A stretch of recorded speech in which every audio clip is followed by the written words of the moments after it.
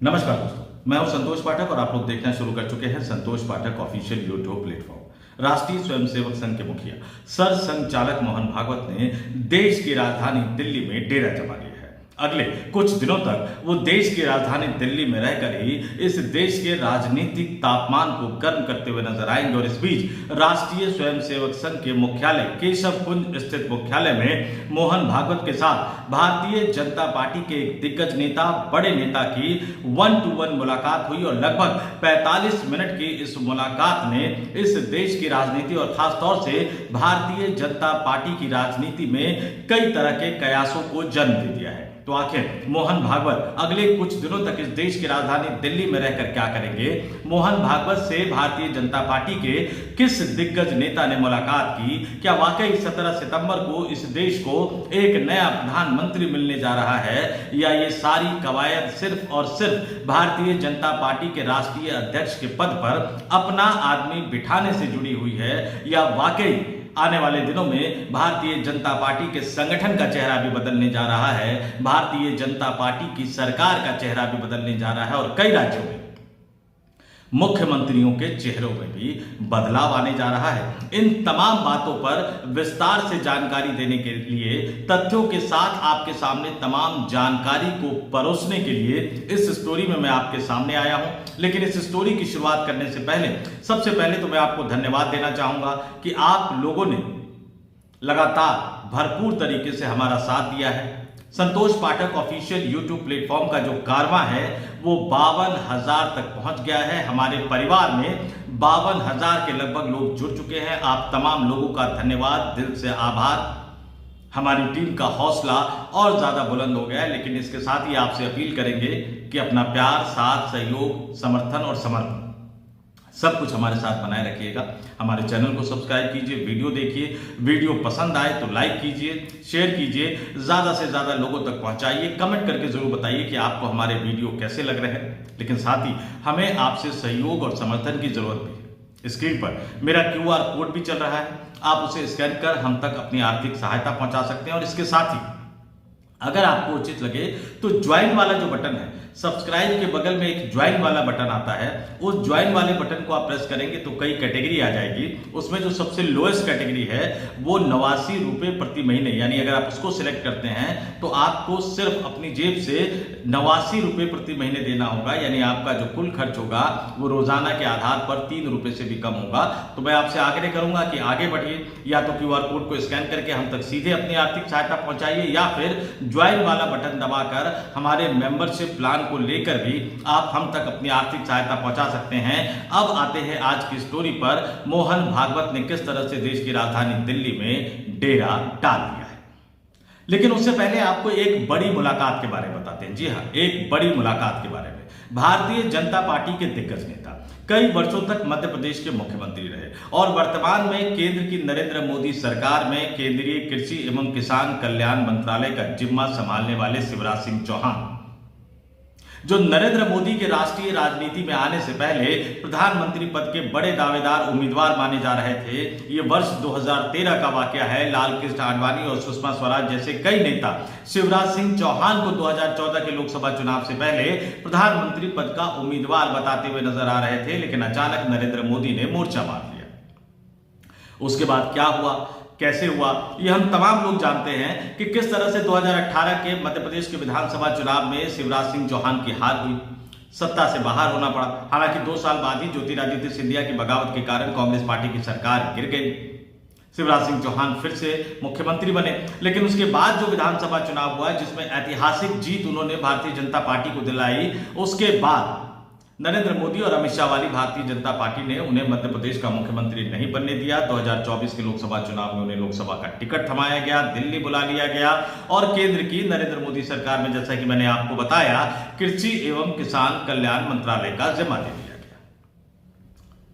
उसके बाद वो नरेंद्र मोदी के करीबी होते चले गए। बीच में खबरें ये निकल कर आई कि राष्ट्रीय स्वयंसेवक संघ उनसे नाराज है क्योंकि उन्होंने नरेंद्र मोदी के सामने सरेंडर कर दिया, नरेंद्र मोदी के सामने समर्पण कर दिया।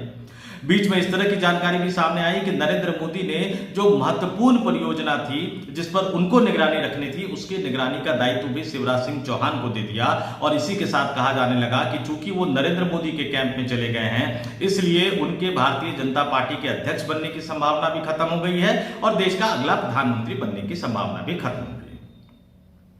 लेकिन इन तमाम कयासों के बीच नरेंद्र मोदी और अमित शाह के भारतीय जनता पार्टी के अध्यक्ष बनने के लिए एक दो नामों पर ही जिद पर अड़े रहने के कारण और 75 वर्ष की आयु सीमा के नजदीक पहुंचने के बावजूद भी नरेंद्र मोदी की तरफ से रिटायरमेंट लेने का कोई संकेत नहीं देने के बाद ऐसा लगता है कि राष्ट्रीय स्वयंसेवक संघ ने शिवराज सिंह चौहान को लेकर अपने स्टैंड में बदलाव किया। शिवराज सिंह चौहान को दिल्ली स्थित राष्ट्रीय स्वयंसेवक संघ के मुख्यालय यानी केशवकुंज में बुलाया गया और बताया जा रहा है कि राष्ट्रीय स्वयंसेवक संघ के मुखिया सरसंघचालक मोहन भागवत से उनकी 1-to-1 मुलाकात हुई बंद कमरे में।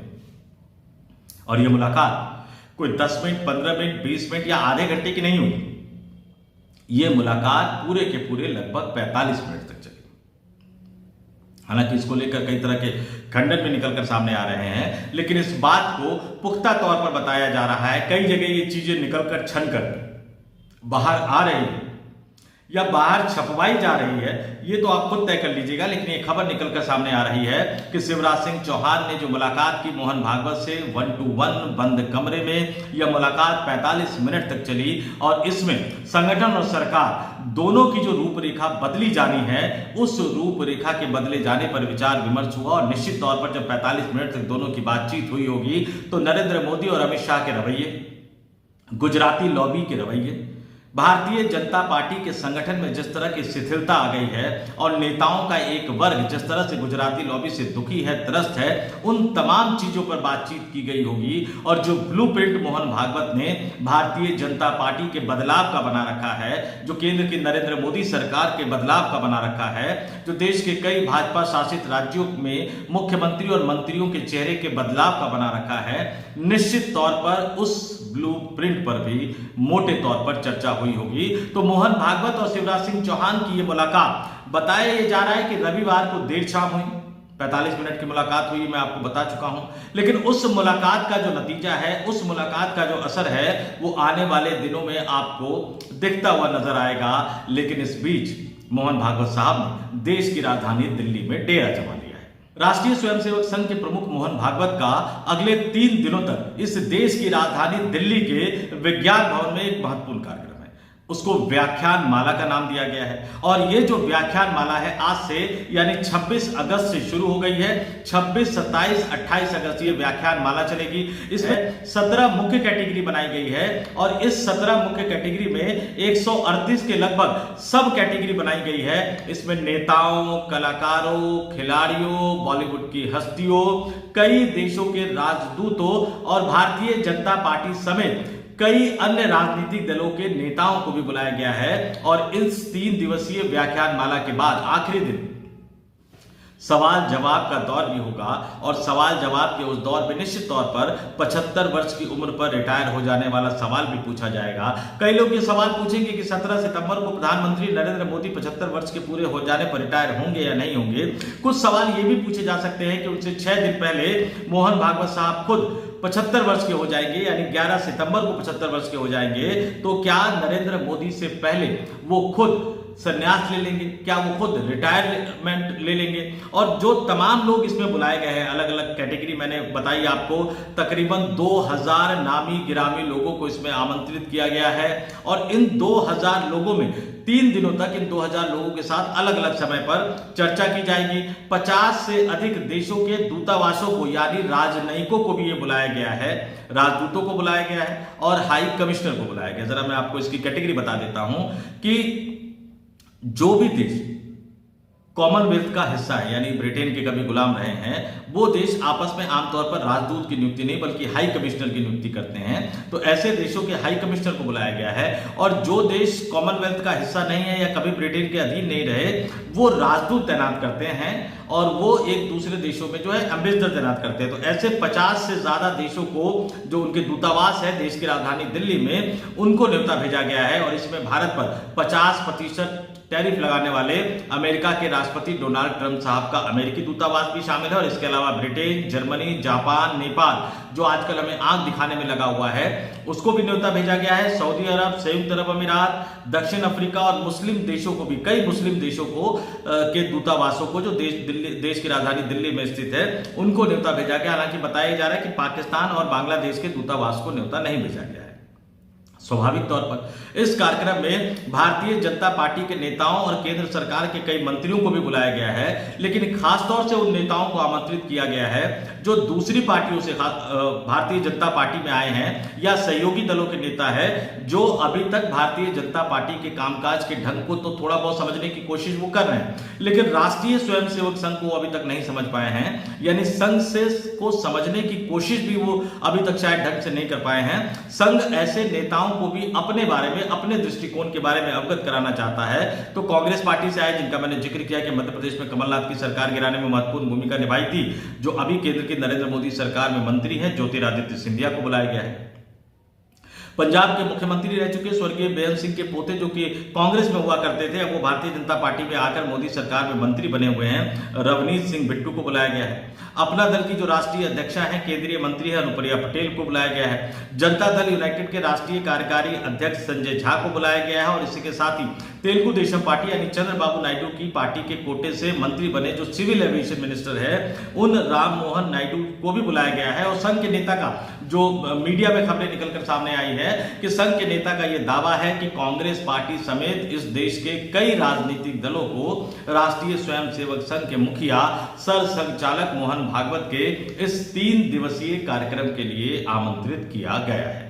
इतना ही नहीं, इस कार्यक्रम के लिए, संघ प्रमुख के इस कार्यक्रम के लिए कई अन्य धर्मों से जुड़े लोगों को भी आमंत्रित किया गया है। इसमें मुस्लिम, क्रिश्चियन, सिख और बौद्ध धर्म से जुड़े महत्वपूर्ण लोगों को भी आमंत्रित किया गया है। और इस तरह के कार्यक्रम आने वाले दिनों में देश के अन्य कई महानगरों बेंगलुरु, कोलकाता और मुंबई में आयोजित किया जाना है। आने वाले दिनों में सबसे पहले, अगर आप पीछे जाएंगे तो सबसे पहले हमने ये स्टोरी बताई थी कि राष्ट्रीय स्वयंसेवक इस तरह का कार्यक्रम का आयोजन करने जा रहा है, लेकिन उस कार्यक्रम से पहले की राजनीतिक हलचल और उस कार्यक्रम के बाद की राजनीतिक हलचलें अपने आप में कई तरह के सवालों को जन्म देने जा रहा है, जैसा कि मैंने स्टोरी की शुरुआत में बताया था। और अब जरा सीक्वेंस देखिए। 19-20 अगस्त को राष्ट्रीय स्वयंसेवक संघ के मुखिया सरसंघचालक मोहन भागवत देश की राजधानी दिल्ली में एक बड़ी बैठक करते हैं। किस मुद्दे पर? अमेरिका के राष्ट्रपति डोनाल्ड ट्रंप द्वारा भारत पर लगाए गए 50% टैरिफ के मसले पर। आमतौर पर जब भी आर्थिक मुद्दों पर इस तरह की बैठक होती है तो उन मुद्दों पर जो बैठक लेते हैं वो आरएसएस के आर्थिक बैकग्राउंड से जुड़े लोग वो बैठक लेते हैं। आरएसएस के सरसंघचालक उस बैठक में शामिल नहीं होते, लेकिन वो बैठक ली। मोदी सरकार के मंत्रियों को भी बुलाया गया, उसमें मोहन भागवत ने बैठक ली और उनके जो नंबर 2 की भूमिका में माने जाते हैं दत्तात्रेय होसबाले साहब ने भी बैठक ली। जाहिर सी बात है कि कई अन्य मुद्दों पर विचार विमर्श हुआ होगा। और उसके बाद ये 3 दिन 26, 27, 28 दिल्ली के विज्ञान भवन का कार्यक्रम, और इसके बाद अगले महीने 5, 6 और 7 सितंबर को आरएसएस की अखिल भारतीय समन्वय बैठक राजस्थान के जोधपुर में होने जा रही है। और इस आरएसएस की जोधपुर में होने जा रही इस महत्वपूर्ण बैठक में राष्ट्रीय स्वयंसेवक संघ के मुखिया सरसंघचालक मोहन भागवत तो रहेंगे, दत्तात्रेय होसबाले साहब भी रहेंगे, संघ के तमाम पदाधिकारी भी रहेंगे और संघ से जुड़े 32 विभिन्न संगठनों के पदाधिकारी भी मौजूद रहेंगे। इसमें भारतीय जनता पार्टी की तरफ से भारतीय जनता पार्टी के वर्तमान राष्ट्रीय अध्यक्ष जेपी नड्डा और संगठन महासचिव बीएल संतोष मौजूद रहेंगे। और संघ से जुड़े अन्य, मैंने जैसा कि बताया कि 32 संगठन होंगे, तो इसमें शिक्षा के क्षेत्र में काम कर रहे, वनवासियों के लिए काम कर रहे, आदिवासियों के लिए काम कर रहे, किसानों के लिए काम कर रहे, आर्थिक मुद्दों के लिए संघर्ष कर रहे, विश्व हिंदू परिषद जो हिंदुओं से जुड़े मुद्दों को लगातार उठाते रहते हैं, आरएसएस से जुड़ा जो छात्रों का संगठन है अखिल भारतीय विद्यार्थी परिषद, ये तमाम 32 के लगभग जो संगठन है वो 3 दिनों तक राजस्थान के जोधपुर में बैठकर विचार मंथन करेंगे। तो पिछले 15-20 दिनों से जिस तरह से बैठकों का दौर जारी है और अगले 15-20 दिनों तक जिस तरह से बैठकों का दौर जारी रहेगा और उसके बाद जैसे ही बैठक खत्म होगी 5, 6, 7 सितंबर को, 9 सितंबर को देश के उपराष्ट्रपति का चुनाव होना है और उस चुनाव का नतीजा भी अपने आप में काफी कुछ बताता हुआ नजर आ रहा है। तो उपराष्ट्रपति का चुनाव, उसके बाद 11 सितंबर को मोहन भागवत 75 वर्ष के हो जाएंगे, 17 सितंबर को नरेंद्र मोदी 75 वर्ष के हो जाएंगे। तो तमाम राजनीतिक घटनाक्रम उस तरफ बढ़ता चला जा रहा है और इस बीच शिवराज सिंह चौहान से 45 मिनट की 1-to-1 मुलाकात भी कई तरह के कयासों को जन्म दे रही है। आपको जाते जाते बता दूं कि भारतीय जनता पार्टी और खासतौर से राष्ट्रीय स्वयंसेवक संघ के साथ दिक्कत यह है कि गुजराती लॉबी अब तक जितने नेताओं को राष्ट्रीय अध्यक्ष बनाने के लिए जिनका नाम प्रस्तावित कर रही है, चाहे वो भूपेंद्र यादव हो, धर्मेंद्र प्रधान हो, वो ओबीसी नेता है। शिवराज सिंह चौहान भी ओबीसी है। कई लोग कह रहे हैं कि उनको राष्ट्रीय अध्यक्ष बनने के लिए बुलाया गया है। अब उसमें एक पेच फंस रहा है, जो आरएसएस लगातार खुद इस बात को कह रहा है कि प्रधानमंत्री भी ओबीसी का हो, राष्ट्रीय अध्यक्ष भी ओबीसी का हो, यह ठीक नहीं होगा, जातियों का संतुलन बिठाना है। तो अगर शिवराज सिंह चौहान ओबीसी होकर भारतीय जनता पार्टी के राष्ट्रीय अध्यक्ष बनाए जा रहे हैं तो समझ लीजिए कि नरेंद्र मोदी विदा होंगे और किसी अपर कास्ट के व्यक्ति को देश का अगला प्रधानमंत्री बनाया जाएगा, जिसकी संभावना बहुत कम नजर आ रही है। तो क्या शिवराज सिंह चौहान देश के अगले प्रधानमंत्री बनने जा रहे हैं या शिवराज सिंह चौहान को सिर्फ भारतीय जनता पार्टी के राष्ट्रीय अध्यक्ष का पद देकर ही संतुष्ट किया जा रहा है? इस सवाल का जवाब पुख्ता तौर पर फिलहाल हमारे सामने नहीं है, लेकिन एक बात आप तय मानकर चल लीजिए कि मोहन भागवत से 45 मिनट की हुई इस मुलाकात में कई गिले शिकवे दूर हुए होंगे। मोहन भागवत ने डांटा भी होगा, शिवराज सिंह चौहान ने माफी भी मांगी होगी और उसका अंतिम नतीजा ये निकलेगा कि चाहे प्रधानमंत्री का पद हो या भारतीय जनता पार्टी के राष्ट्रीय अध्यक्ष का पद हो, अगर कोई बड़ा खेल नहीं हुआ, अगर समझौते का कोई नया फॉर्मूला सामने नहीं आया, तो इन दोनों में से कोई एक पद शिवराज सिंह चौहान को मिलने जा रहा है। कब मिलेगा, कैसे मिलेगा, किस तरह से मिलेगा, गुजराती लॉबी कैसे सरेंडर करेगी, नरेंद्र मोदी पद कैसे छोड़ेंगे, स्वेच्छा से छोड़ेंगे या दबाव से छोड़ेंगे, उसके बाद अमित शाह की क्या भूमिका होगी, फिर उपराष्ट्रपति के चुनाव का क्या नतीजा आएगा और राष्ट्रपति द्रौपदी मुर्मू कब तक राष्ट्रपति रहेगी, क्या नरेंद्र मोदी को राष्ट्रपति भवन भेजा जाएगा?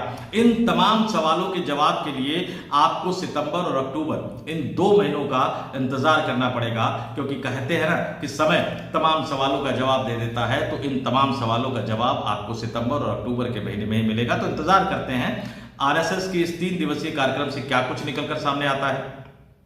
75 वर्ष की उम्र पर मोहन भागवत साहब का क्या बयान निकलकर सामने आता है, या खुद मोहन भागवत साहब बयानों के घेरे में खुद फंस जाएंगे, या गुजराती लॉबी को एक बड़ा और कड़ा संदेश देने में कामयाब हो पाएंगे, जिस तरह का संदेश उन्होंने 2009 में दिया था जब वो राष्ट्रीय स्वयंसेवक संघ के संचालक बने थे। कड़ा संदेश देते हुए लालकृष्ण आडवाणी को घर बिठा दिया था। क्या अपनी विदाई की बेला में मोहन भागवत एक बार फिर से उसी तरह की हिम्मत दिखा पाएंगे या नहीं दिखा पाएंगे, उसी तरह का हौसला दिखा पाएंगे या नहीं दिखा पाएंगे, ये जानने के लिए, ये देखने के लिए हमें थोड़ा सा इंतजार करना पड़ेगा। तो इस वीडियो में इतना ही। जाते जाते फिर आपसे अपील करूंगा, हमारे चैनल को सब्सक्राइब कीजिए और अगर ज्वाइन कर सकते हैं तो ज्वाइन करके हमारे चैनल के मेंबर भी बनिए। हमारे वीडियो देखिए, पसंद आए तो लाइक कीजिए, शेयर कीजिए, ज्यादा से ज्यादा लोगों तक पहुंचाइए और कमेंट करके जरूर बताइए कि मोहन भागवत साहब के दिल्ली में डेरा डालने को लेकर आपका क्या मानना है, क्या सोचना है, आपको क्या लगता है कि क्या वाकई 17 सितंबर को प्रधानमंत्री नरेंद्र मोदी इस्तीफा देने जा रहे हैं? क्या वाकई ही राष्ट्रीय स्वयंसेवक संघ के मुखिया मोहन भागवत 75 वर्ष के नियम को भारतीय जनता पार्टी के अंदर लागू कर पाएंगे? या कहीं ऐसा तो नहीं कि मोदी के रिटायरमेंट की बात करने वाले मोहन भागवत को मोदी के रिटायरमेंट से पहले ही अपने संन्यास का ऐलान करना पड़ेगा? तो इस वीडियो में इतना ही। मुझे संतोष पाठक को दीजिए इजाजत। आप तमाम लोगों से अपील, आग्रह देखते रहिए संतोष पाठक ऑफिशियली यूट्यूब प्लेटफॉर्म। नमस्कार।